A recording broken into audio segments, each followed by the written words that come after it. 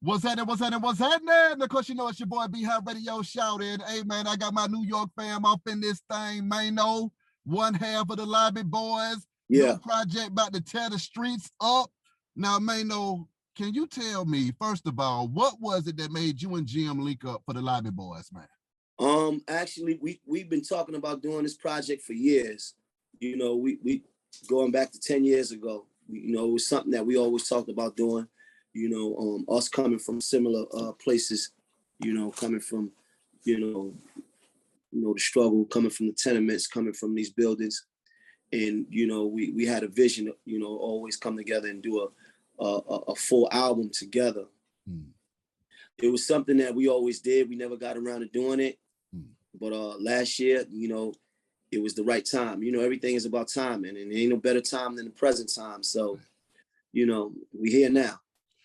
Okay, MAINO, I got a messy question though. Who snapped the hardest on the album, man? Man, you got to get the project to see. We both snapping.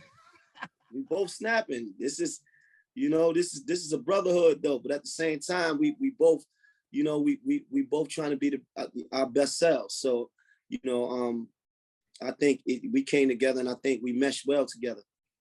Okay, so now talk to me about just coming out of New York with it, man. I mean, first of all, when I was listening to the music and marinating on this thing, this ain't no old school hip hop that's going on here. This is some culture forward moving music that I had a chance to listen to. Yeah, so talk to me about that whole sound behind it. We not old school niggas. So, we might have been in the game for, a couple years, but we not from the old school.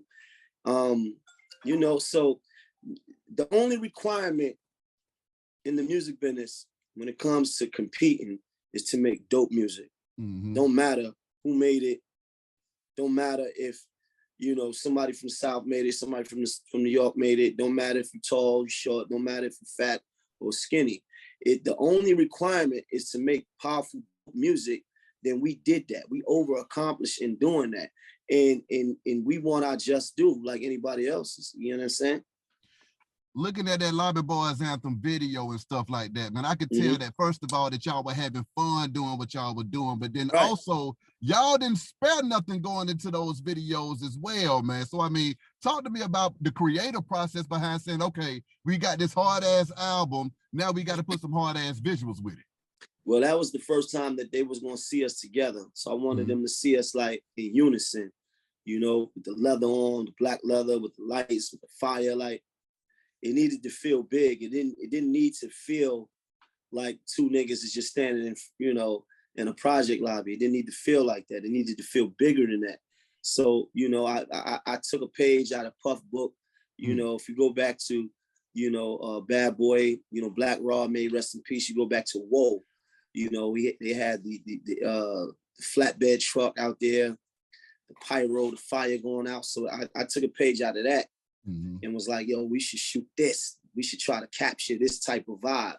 And we was able to pull it off. Shout out to Will Santana, Street Heat, for pulling it together for us. That was the first time they seen me and Jim together as the Lobby Boys.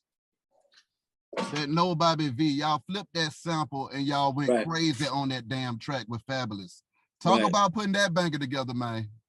Man, that was look, the good thing about this project is that we all sat together to do the music, in this very same room that I'm sitting in right now. We did the whole project here, and, and we was vibing, and every feature that came through, we did it here, right?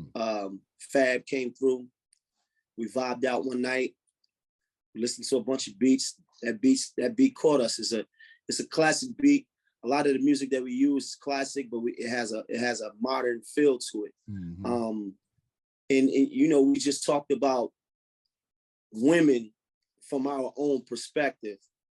I can definitely dig that. Now, I mean, moving forward though, MAINO, I mean, are there any tours? What's all going on with this project? Man, that Lobby Boy tour is a real thing. It's coming soon.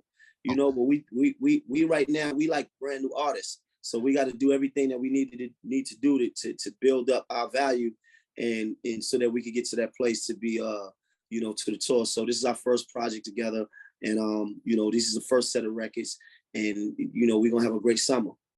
Now, Maino, I know you also got the podcast going on as well, Yeah, man. I mean, talk to me definitely. about kicking flavor in that arena and what's that been like Kitchen for you? talk, kitchen talk. This a whole nother component in it, you know, which is cool because nowadays you don't have to just rap. You can do many different things, and that's what I like about the times that we living in right now. So it you know, it's dope. Shout out to Fox Soul, you know, for partnering up with us, and you know, to give y'all some more, you know, in that area right there as far as dope interviews and dope content.